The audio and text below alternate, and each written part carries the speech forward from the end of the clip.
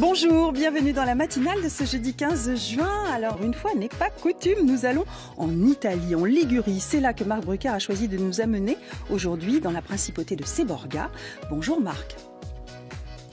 Bonjour Laurence, bonjour à tous. Nous sommes ici à Seborga, dans la principauté de Seborga, une principauté séculaire et qui est en train de connaître une grande évolution avec beaucoup plus de tourisme alors que le village ne compte que 315 habitants. C'est un village de Templiers au départ et vous allez découvrir son histoire dans quelques instants. Nous partons en Italie maintenant, dans une petite principauté toute petite. Il y a 300 habitants environ. C'est en Ligurie, à la frontière italienne, pas loin de San Remo. C'est la principauté de Seborga. Et donc un nouveau prince qui dirige cette principauté vient d'être récemment réélu. Il s'appelle Marcello Ier. Espèce de conte de fées que Marc Brucker nous raconte aujourd'hui. Bonjour Laurence, bonjour à tous. Eh bien non, nous ne sommes pas en Provence, Alpes-Côte d'Azur. Nous avons franchi la frontière. Nous sommes ici en Italie, dans la province ligure de Seborga, dans la ville de Seborga, l'antique ville de Seborga. Et je suis à côté d'un ministre. Car savez-vous qu'il y a des ministres et des princes à Seborga? Vous, monsieur le ministre, vous êtes, je vous laisse vous présenter, vous êtes... Oui, je m'appelle Mauro Carasale, je suis le ministre de l'Intérieur, secrétaire d'État. Alors, c'est un poste prestigieux quand même. Oui. Comment est-ce qu'on devient ministre de Seborga? À Seborga, chaque 7 ans, on a les élections du prince. Et le prince, il amène avec lui 4 ministres qui sont élus par la population. Après, le ministre qui le gagne, il a le droit de nommer encore 5 ministres, toujours élus par la population. Parlez-nous justement, monsieur le ministre, de l'histoire de Seborga. C'est un lieu monastique au départ, hein. Oui. C'est un lieu où il y avait des Templiers. Et cette église, finalement, c'était une église qui date de cette époque-là? Oui, c'est autour de l'an 1000. C'est l'église de San Martino, c'est l'église principale de la principauté de Seborga. Et alors, la principauté de Seborga existe de 954. C'est quand le comte de Ventimiglia, le propriétaire du territoire de la principauté, a vendu le territoire, la principauté, aux moines de l'île de Lorraine. De l'île de Lérins, voilà. Qui sont en face de Cannes. En face de Cannes. Ils ont vendu le territoire et là, ils ont nommé le prince de Seborga. Ils sont princes de Seborga. C'est pour ça que nous, maintenant, on va faire cette année le prince, parce que c'est pas une dynastie, mais c'est une chose, les abbats, les moines, ils ne devaient pas avoir de filles. Non, et qu'est-ce qui fait que justement Seborga veut se développer? Parce que le prince, il a un programme de développement. Pourquoi? Que veut-on faire de Seborga? C'est un territoire franc? C'est une zone franche? Bon, disons que maintenant, on est encore au-dessus de toutes les lois italiennes. On paye les impôts à l'Italie parce qu'on est encore italien. Mais on a fait ça pour, disons, maintenant pour une chose touristique, folkloristique, parce que c'est Giorgio Ier qui, en 1960, avec ses études, il a vu que la principauté de Seborga, la vente entre le moine et le Savoie, ils ont fait tous les documents, mais ils ne sont jamais chez un notaire. Ils ne sont pas jamais officiels. Il n'y a pas véritablement de titre, finalement, que l'Italie puisse prouver qu'elle a acheté le territoire de la principauté de Seborga. Et donc, ça permet finalement à Seborga de demander, de revendiquer sa principauté. Voilà, l'indépendance de l'Italie. C'est pour ça que pendant cette année, les 7 ans que le prince de Marcello Ier il a son royaume, on va faire sûrement une demande à la Cour de l'ONU, à Strasbourg, pour avoir l'indépendance ou quelque chose comme l'indépendance. Une demande à la Cour européenne, alors? Oui, pour les droits des hommes, de l'homme, c'est appel.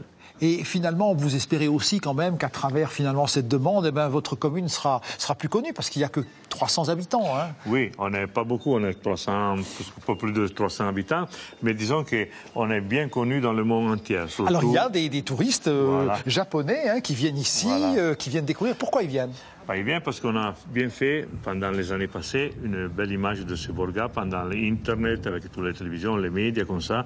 Même le prince, on a fait des voyages, on a fait l'année passée un voyage en Inde pour faire des consuls. Parce qu'on ne doit pas oublier que Seborga, il a beaucoup de consuls dans le monde entier. Et qu'est-ce qui plaît finalement à Seborga quand les touristes viennent? Qu'est-ce qui les séduit ici? disons toujours l'histoire, parce que l'histoire c'est magnifique, mais surtout le village, parce que le village, il a une vue fantastique sur la Riviera des Fleurs, même la Côte d'Azur, sur Monaco. Disons que là, toutes les fois qu'on vient les touristes, on va dire que c'est une des places qu'on peut voir 4 nations. C'est-à-dire l'Italie, la France, la Principauté de Monaco et naturellement la Principauté de Seborga. Voilà, la principauté de Seborga telle qu'en elle-même, telle que l'histoire nous l'a laissée. Je vous remercie, Monsieur le Ministre, de nous l'avoir fait découvrir. Et nous allons, dans quelques instants, si vous voulez bien, Laurence, retrouver la princesse de Seborga, qui représente aujourd'hui son mari, le prince, tout récemment élu, le 23 avril. Oui.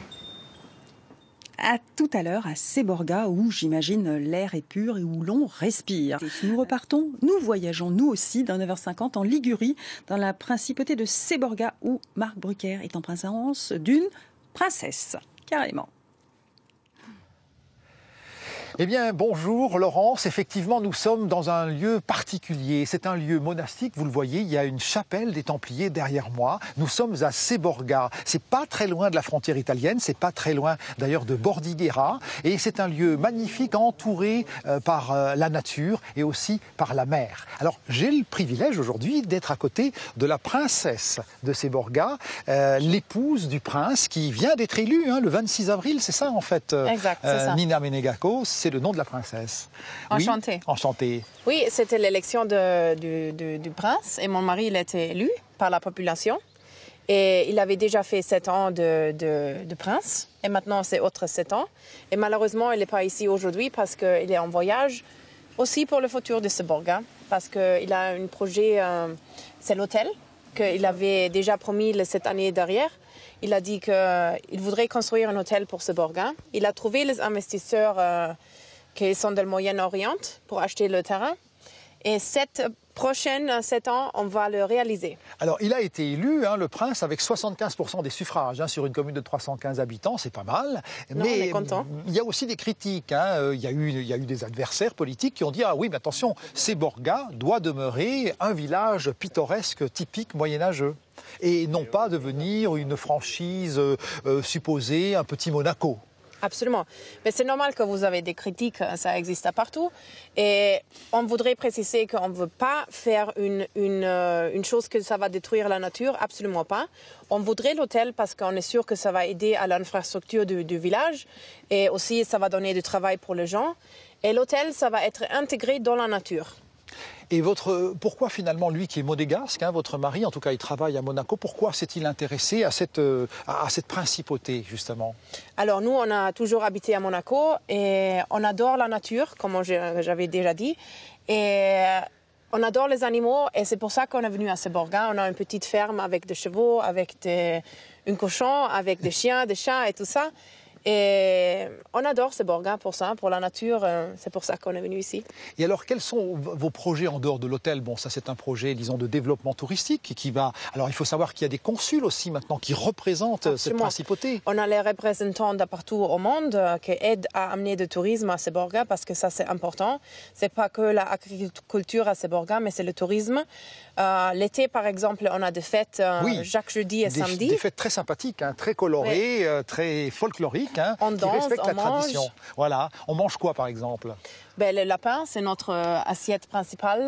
Le lapin de Ligurie. Oui, exactement. Le pesto, la pasta al pesto et toutes les tomates et les choses typiques de la zone. Et en même temps, il y a la fête, c'est-à-dire que les gens dansent sur la place qui est à côté. Ah oui, il y a pour tout le monde. Il y a pour les enfants au début, après pour les adultes, et après la nuit, il y a la discothèque. Mais est-ce que vraiment vous avez l'ambition, enfin le prince et vous-même, de développer la principauté pour en faire quelque chose qui devienne d'un seul coup quelque chose de très attractif et qui ramasse largement les tourismes? Eh bien, absolument. Et en plus, on a aussi notre histoire de l'indépendance. Il ne faut pas oublier ça. Parce que c'est quand même important pour Seborga. C'est notre histoire que...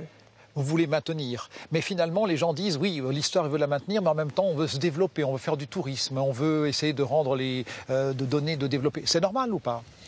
Pour moi, c'est normal parce qu'on est dans le futur, il faut penser. C'est le genre qu'il faut développer le village. Il faut avoir des magasins, des galeries d'art. Oui, parce que pour l'instant, le village, il est un peu désert. Hein. Il n'y a pas beaucoup de cafés, par exemple. Il n'y a pas beaucoup Aujourd'hui, c'est une journée triste. Mais normalement, oui, on a 3 restaurants. On a quand même une bar dans la place. Mais on voudrait plus parce que plus de choses on a, plus les gens viennent. Eh bien écoutez, princesse, on souhaite que Seborga se développe sous la férule du prince et de la princesse Meneghetto et on souhaite en tout cas à Seborga le maximum de rayonnement parce que c'est une principauté qui vaut le détour et qui est effectivement entourée d'une nature merveilleuse et qui sait garder ses traditions. Merci princesse. Merci. Merci à tous les deux. Merci beaucoup Marc Brucker et à Patricia Sarziana et Fabrice Gras qui assuraient ce duplex.